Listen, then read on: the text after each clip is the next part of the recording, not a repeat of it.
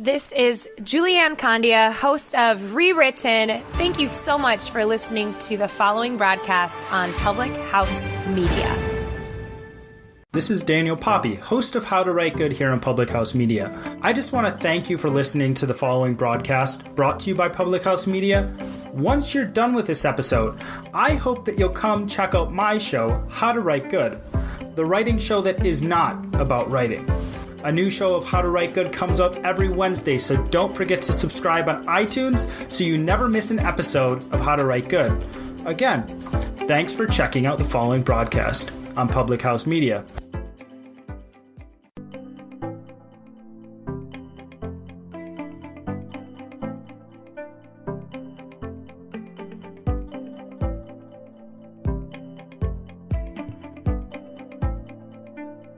Hello, everybody. It is No Filter Friday on Public House Media.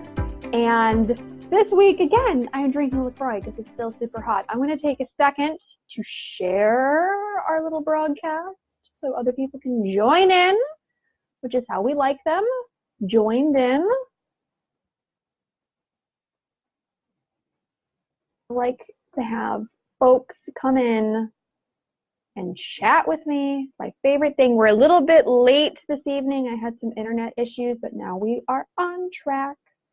Share. Sometimes Facebook makes it way harder than it is to share this broadcast. And there's not much I can do about that. Sometimes it works great. No problems, bing, bang, boom, shared, everybody sees it. Other times, it makes me go through all these extra steps. Don't really know why. Sharing a page and manage.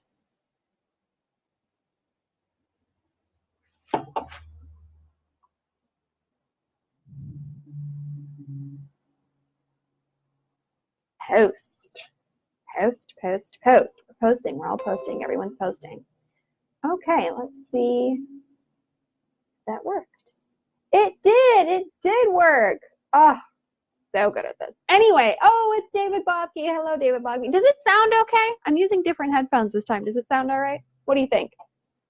Because the sound is ultimately your problem. I'm also coming to you this evening from a bathrobe because it's my preferred, it's my uniform, y'all. Bathrobe, LaCroix. I mean, does it get any better? No, I don't think so. I don't think it does. Anyway, I shared an article this week from a guy who, where's my phone at? And it's Roger Neal. Hello, Roger Neal. Thanks for coming in. I was thinking about you today because I was thinking about the Hollywood Museum. I was like, who do I think of when I think of the Hollywood Museum? Roger Neal. Okay, so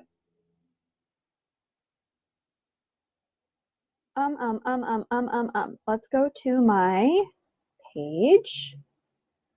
So nobody that I know of has written an op-ed about what it's like to get accused. David Bobke said sound good. Okay, good. But I want to go over this Hollywood Reporter article before we do a catch up with with Harvey Weinstein. This is from Hollywood Reporter. This came out the 11th. Nev Schulman says he felt powerless after facing sexual misconduct claim. This guy is the host of Catfish on MTV. And it says the Catfish host and executive producer opened out about moving forward following MTV's internal investigation, which found the allegation against him not credible and without merit. Basically what happened was he's been hosting the show Catfish for a long time. If you don't know what Catfish is a show on MTV where they find people that are in like online relationships, and it's pretty obvious to the people around them that these people aren't doing they're not like in internet relationships with real people. Like sometimes, like very seldom they are, but for the most part, it's just people online pretending to be someone else, and they're, you know, duping somebody into having a relationship with them. But so in that nature of that show, they have a lot of people of a certain variety that come on this show. So, you know, every episode is a different person, plus not only the person that they cast to be on the show, but the person that's, you know, they're in a relationship with. So that's 2 or more, you know, depends on the episode. So it says less than a month after Catfish star Nev Schulman was cleared of assault allegation in an internal investigation conducted by MTV, the show's host and producer is speaking out about the ordeal. I'm doing much better now. It was a really difficult time for me, as much for my wife and my family, Schulman said, who shares daughter Cleo with his wife Laura Prolongo, told People in an interview published Wednesday. It was tough, in quotes. Earlier this year, former Catfish participant Aisha Morgan, who appeared on the show 3 years ago, claimed in a YouTube video that Schulman harassed her during filming and encouraged her to sleep with him to reevaluate her sexuality. At the time, Schulman denied Morgan's claim in a statement to The Hollywood Reporter. The behavior described in this video did not happen, and I'm fortunate there are a number of former colleagues who were present during this time period who are willing to speak the truth, he said. I have always been transparent about my life and would always take responsibility for my actions, but these claims are false. Production on the reality series was briefly suspended. Oh, darn. And Alexa's here. Alexa, hi. Thanks for coming in. Production on the reality series was briefly suspended, but filming resumed in June after MTV found Morgan's claim to be not credible and without merit. Schulman admitted to People that he felt powerless during the MTV investigation, to be accused of something that I swearly did not do, and to have the harsh judgment that followed and no way to counteract or do something in the moment. To correct that was very difficult, he explained. It was frustrating. I felt so powerless. According to Schulman, the support of his fans and past Catfish participants helped him through the trying time. Luckily, I had an amazing support of the fans of the show, but also my colleagues, the crew, he said. Several people who had been on the show actually reached out to me and offered to speak up and support if necessary. I'm just so thankful and grateful to everyone. Catfish premiered in 2012, 2 years after. Gosh, has it been that long now? I remember when they were casting for Catfish, and like and Paul's here. Hi, Paul. Thanks for coming in. And like they had like every non-scripted casting director in town just like, does anyone know anybody who's in a weird internet relationship? And they got it together, obviously. They're still cooking. And Teresa, hi Teresa, thanks for coming in. 2 years after Schulman's documentary of the same name, which detailed his online relationship with a woman who lied about her identity. Ooh, interesting. I didn't know that part. That's scandalous. Was released in each episode of its TV adaptation, which is currently in its eighth season. Schulman investigates online relationships and the authenticity of individuals' identities. Catfish returns to MTV tonight at 9 p.m., but that was on the 11th, so it's probably not on tonight. Or maybe you can catch a rerun, I don't know. What I thought was interesting about this is that although working with MTV in my experience was never fun on any occasion,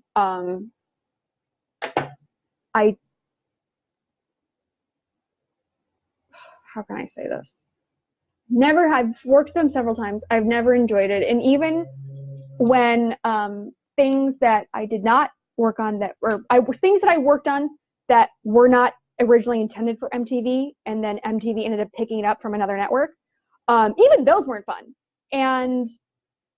But I will say, I've never, any time that I have worked with them directly, intentionally or unintentionally, I've never had a problem with them. In that way. I mean, I've caught some ickiness from, a few people on a few productions over the years, but the worst thing that ever happened to me, like MTV wise, is like Bank of America held my check because they didn't trust them. And hello, Marie, thanks for coming in. That's like, other than just like, below scale network nonsense, like that's the worst thing that's ever happened to me on that. And it's kind of interesting to see somebody talk about their experience of coming forward. But what's kind of interesting about that particular situation is that, like, this chick in a YouTube video is like, this person did this, and then, like, an entire network, like, MTV is owned by Viacom, which is a huge company, and Viacom's owned by another gigantic company. Like, they literally spent the money and the time and the energy to investigate this over a claim that some girl made on YouTube when not even a year ago, they would have not cared, and if they did find out about it, they would have laughed and literally done nothing. So it's kind of a testament to how things have changed around here in less than a year, and how seriously, like, networks and companies are, like, taking even so much as an accusation. So that's kind of interesting. That sucks for him and his wife and his child that they had to go through that, but it's kind of an interesting new litmus test of what networks do and do or don't find merit in. Anyway, on to Harvey Weinstein, because that's what we're all really here for. I just wanted to cover that really, just real fast. So old Harvey has been in the news twice this week. On Monday he was in the news because the judge didn't change his bail, and he's been formally accused by another woman, like, charges-wise. So let us bring that up. Come on, Twitter, work with me. If you don't follow me on Twitter, sometimes I post about, most of the stuff I post on Twitter is pretty dirty. But if it's not that, sometimes I post about No Filter Friday. So that's my Twitter profile. It's at Rachel A. Mullins. If you do so care to follow me. Let's find this article. Okay, so this was breaking news. This is from Associated Press. Breaking news on Monday, and I was on set on Monday, so that was kind of an interesting conversation. And I will say, okay, so I worked on a TV show on Monday. I had a bikini job. Nothing crazy. And it's like the best bikini job ever, because it's been so hot that it was like the best job to have on set was to be in a swimsuit. And I had basically what most people consider a full work day is a half a day on set. So it worked out. Monday worked out great for me, but I haven't done a television show since I did the season 2 premiere of I'm Dying Up Here, which is, a whole other animal because it's premium cable. Anyway, it was really interesting to see, like, people like, oh, we can't say that anymore. We all have to watch our mouths. Like, one of my makeup artists, because all the departments sit together on set. So, the makeup and hair ladies in the wardrobe, and then, like, sound was over here. And I happened to be sitting with my makeup artist just because it was more convenient because we were on location. And she was talking about, okay, so the show SWAT, their first day back from their hiatus was also Monday, and they were A, very extra, and B, trying to show out, and they had a helicopter going around, like, all of downtown LA. And as if that wasn't enough, and they were stepping on every other production's audio and all of Los Angeles, they had a stunt guy hanging from the helicopter, like, so extra. It was crazy. And she's like, oh, SWAT, they're feeling themselves after their hiatus, just out here swinging their dicks around. And she's like, oh wait, can't say that anymore. Can't say dicks, can't say swinging dicks. And it just kind of reverberated out from the rest of the set. It was so funny. And I'm going to hell for saying this, but whatever, it's No Filter Friday. There was another woman on the show who was also day playing, and she was some specialty person that isn't really an actor. They just hired her to do this job that she does in real life. I don't want to out it too bad, but they hired her as her real life job to be on the show and do her real life job on the show for camera, which was not difficult. She doesn't have a difficult. Oh, and Tiara is here. Hello, Tiara. My tiaras would be interested to know that my battery is now at 40%. You see that? My battery on my phone is at 40% because of Tiara Latrice Kelly, excuse me. Tiara Latrice Powell Kelly. That's the only reason my phone's charged. Because Tiara, as my spiritual advisor, told me to. Anyway, so this woman had never been on set before. Okay, fine, whatever, that's great, cool. But she was just not listening to the directions, like on another stratosphere of not listening to directions is the best way I can put it on this network. And everybody was really, really patient with her. I was so surprised. The series regulars, actors on that cast, they were super patient with her. The 80s were super patient with her. Sound was unbelievably patient with her. I was shocked. I'm like, you know what? Honestly, not that long ago, somebody not taking directions from the director, like in a way that's like not just a set etiquette thing of like, you know, just how we behave towards each other. Believe it or not, we do, you know, we do have some rules. Knock on the trailer door before you open it, you know, stuff like that. Not just in an etiquette way, but in a like union rule way, like not taking direction. And it was mind-blowing to watch them be so careful with her. And wardrobe was really nice to her, which is crazy because they're usually the first ones to slap people around me like, knock it off, shut up, dude. Like, I've seen wardrobe ladies just lose it, absolutely lose it.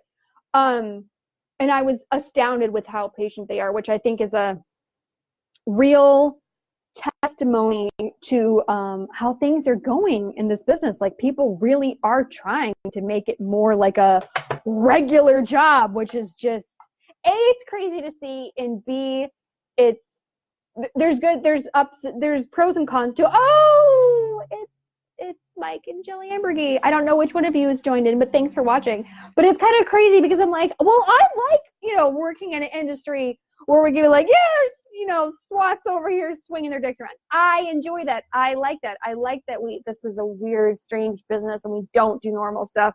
But at the same time, you know, we're all treating each other more like human beings. So I guess you got to take the good with the bad, I suppose. Any hoozles, let's get back into Harvey. Now that my story time is over. All right, Harvey Weinstein, no bail. So this was breaking on Monday, not breaking news anymore, but breaking on Monday.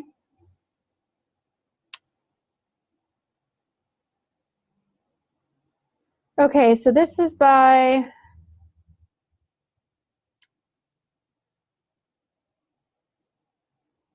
from NBC San Diego, but whatever.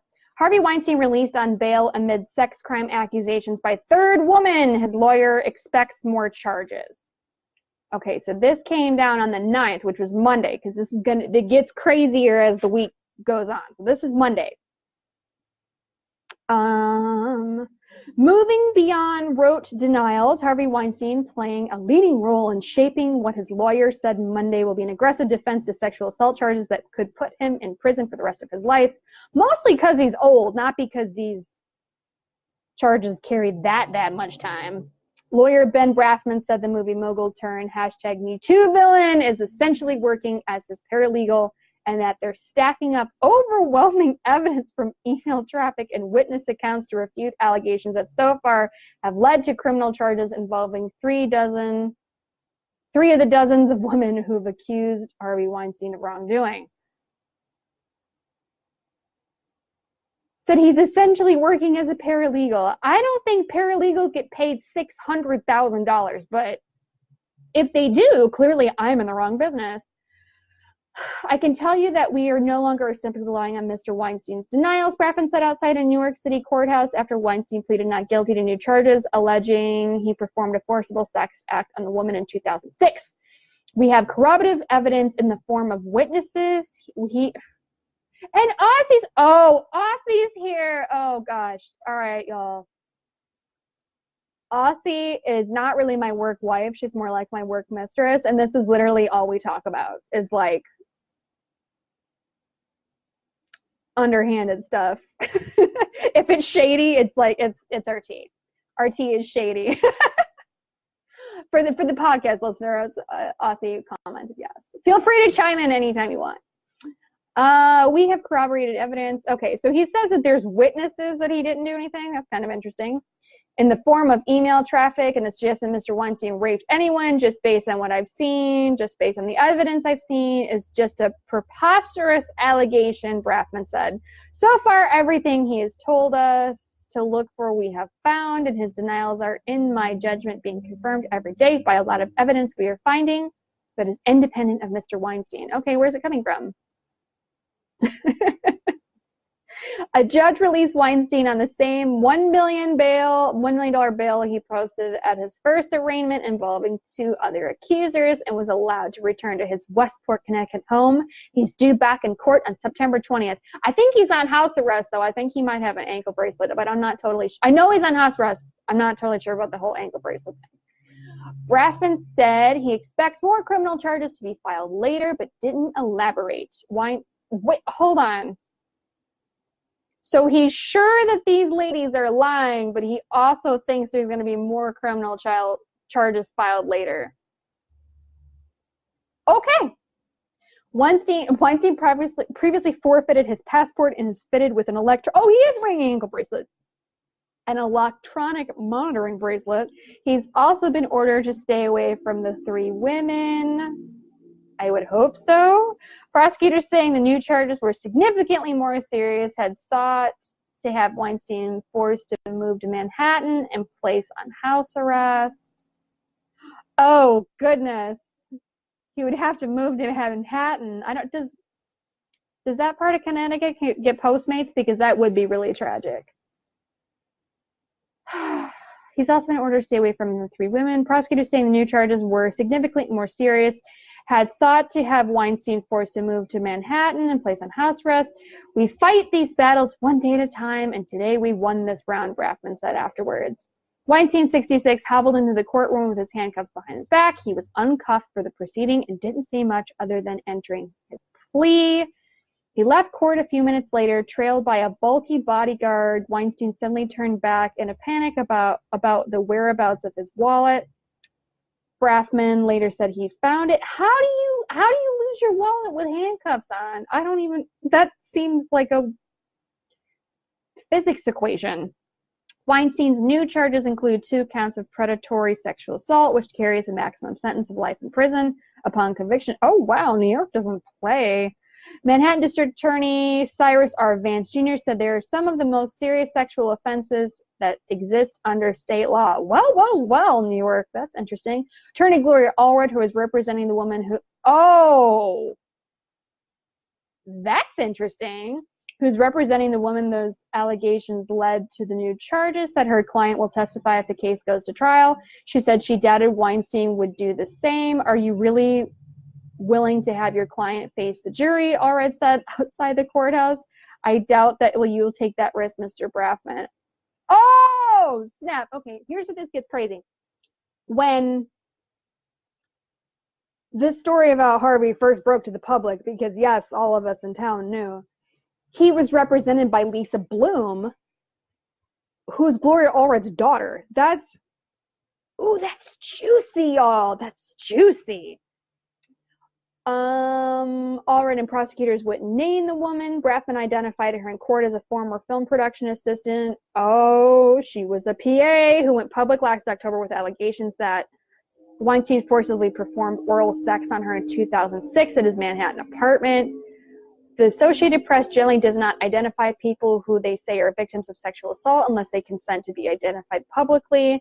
Allred said her client is not going to be giving any interviews. She'd like to maintain her privacy. More than 75 women have accused Weinstein of wrongdoing, as allegations denied in Pulitzer Prize-winning stories last October in the New York Times, the New Yorker magazine. It swelled into the hashtag #MeToo movement. Only 3 complaints have led to criminal charges so far. In addition to the assault claim that brought him to court Monday, Weinstein is accused of raping unidentified woman in a hotel room in 2013 and forcing a former actress, Lucia Evans, to perform oral sex at his office in 2004. Evans was one of the first women to accuse Weinstein publicly last fall. I don't think that's true. I think there's people like Rose McGowan and such that have been beating this drum for a long time. Weinstein, who produced movies including Pulp Fiction and Shakespeare in Love, has denied all allegations of non-consensual sex, with Brackman challenging the credibility of his accusers and reporting that led to his downfall. Okay. In case you were new or even semi-new to the show, go back in the iTunes catalog or iHeartRadio or Google Play, any of those places. Go back to like the first few episodes of hashtag No Filter Friday, where I talk about Weinstein initially, and we talk about the dossiers that he spent like hundreds of thousands of dollars like knocking the credibility of the people that had accused him. It's very, very interesting. It's probably the most interesting piece of this entire puzzle. So go back and listen to that episode if you have not heard it or seen it, because it is so conniving and so scandalous. It is unbelievable. Okay. If we allow Pulitzer-driven reporters to decide this case, then it could be hopeless, Brackman said. God help all of us if that's how the criminal justice system is allowed to work. Well, your client's in Connecticut with an ankle bracelet on. It could be worse. So that was Monday. This was Monday's thing. So since then, it's John McKenzie. Hello, John McKenzie. Thanks for coming in.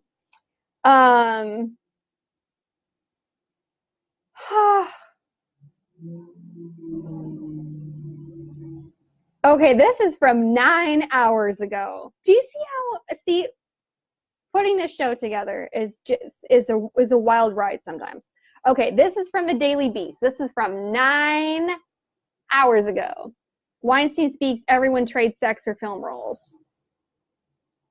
Not true, but okay. Months after the first allegations of sexual harassment, abuse, and rape published in the New York Times and the New Yorker, disgraced Hollywood mogul Harvey Weinstein has spoken. Yes, I did offer them acting jobs in exchange for sex, but so did and still does everyone, told The Spectator in an interview published by Friday. Not true. Not everyone, Harves. But I never ever forced myself on a single woman. Weinstein was accused by more than 20 women of misconduct, ranging from uncomfortable advances to using his immense power to leverage sex out of young actresses. The movie titan seemed to have a modus operandi: invite budding actresses to his hotel room for a reading or audition, emerge from the shower in his bathrobe and ask for a massage or pressure them to perform sex acts. Some of the more severe allegations say he forced himself on women to rape them. The New York grand jury indicted Weinstein in late May on rape and sex crime charges, and he turned himself in the police, yada, yada, yada. Y'all know this. We've already been over that. In an interview conducted by notorious far-right author Takai Theodorakopoulos, this guy has a last name a mile long. I don't know who this dude is. Look at that last name. Look at it. That's too many letters. They need to truncate that. Weinstein described himself as a poor, ugly Jewish kid, had when he was young, and said he had to fight all my life to get somewhere. He seemingly justified his predatory behavior by noting how no girl looked at me until I made it big in Hollywood. Later on Friday, Weinstein's lawyer Benjamin Brackman told Entertainment Weekly that he never said anything. Okay. So this came down today. So you know this. And that article is from a while ago. That's from kind of the way back. I think I saw like October something. 2017. Like, this a while ago. Friday, today, Weinstein's lawyer Benjamin Braffman told Entertainment Weekly that he never said anything about trading movie roles for sexual favors. You have my word that Harvey did not say that. The reporter also released a statement through Braffman saying that he may have misrepresented Harvey Weinstein's conversation with me in New York last month. It was a mistake. Both Braffman and the reporter retroactively insisted that the conversation was a social visit rather than a formal interview.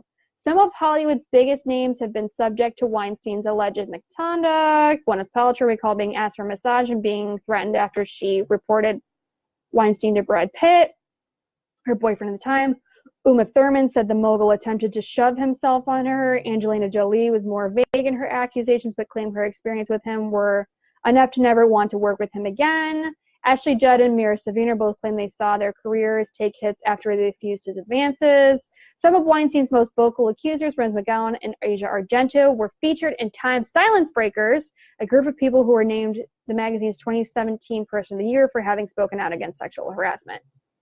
Rapists are liars, wrote McGowan in a tweet responding to the article. Argento wrote in a tweet that Weinstein was a I'm bleeping because I can't say that on this network, monster who was a bleeping monster rapist who was still trying to damage and hurt her and McGowan. The cultural reckoning against Weinstein and his severe fall from Hollywood's high towers helped spark the Me Too movement. It's an examination of Tinseltown's practice of female exploitation and underrepresentation. There it is. So what's interesting about that is this reporter fellow with a last name that is far too long has been a writer for over 15 years now, and he's never written a retraction before. And now, as of today, Braffman, Weinstein's current attorney, Weinstein himself, and the reporter are like, oh, we were just sitting there talking socially. He was talking about other people when he said that everyone trades sex for roles, and it's like, kids, really? Seriously? But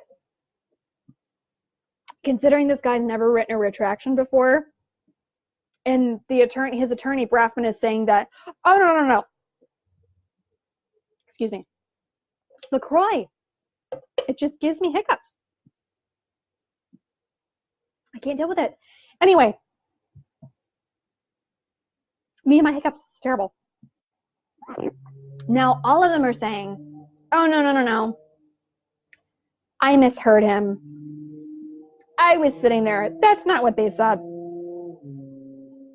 Excuse me. They were just talking socially, blah, blah, blah, blah, blah. Really? Monday, criminally accused by another lady. Friday, you have another, press mishap and scandal. This is slowly but surely becoming the Harvey Weinstein Show. Anyway, I'm going to go because I have the hiccups, and neither you don't want to see nor listen to this. That's crazy. So thank you for tuning into #NoFilterFriday with me on Public House Media and my LaCroix that gave me hiccups. Oh my gosh, I gotta stop. This is terrible. Check out the podcast, rate it, review it, give it a star or a heart or a wish or a prayer on Google Play, iTunes, or iHeart Radio. And there's a couple other places that it's available too, like Stitcher. Anyway, I'm gonna go hiccup in peace and not in your face or ears. See you later, kids. Bye.